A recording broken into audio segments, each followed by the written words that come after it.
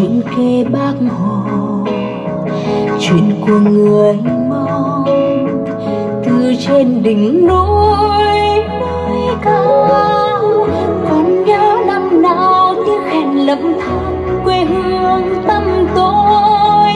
Con đường cách mạng người Mông có ba, người Mông ta có ba dẫn lối đầy đường.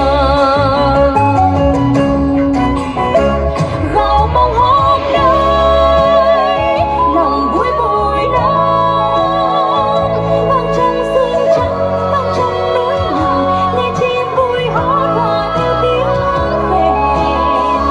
Con đường quanh co nương đồi non xanh, tiếng đàn em thơ gọi nhau đến lớp. Bạn Mông hôm nay như chốn tiên cảnh, Gạo Mông hôm nay đã biết làm giàu.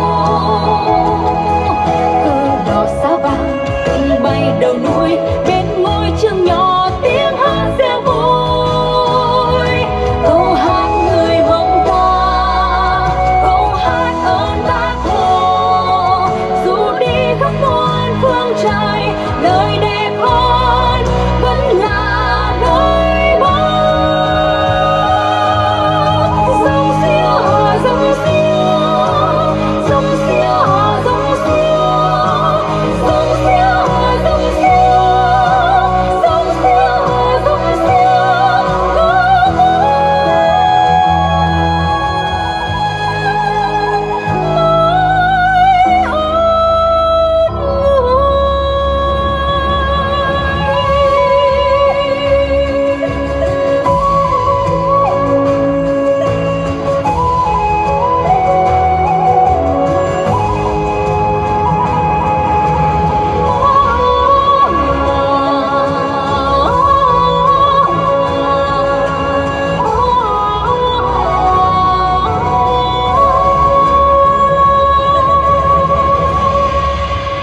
Chuyện kể người Mông, chuyện kể Bác Hồ, chuyện của người Mông từ trên đỉnh núi cao.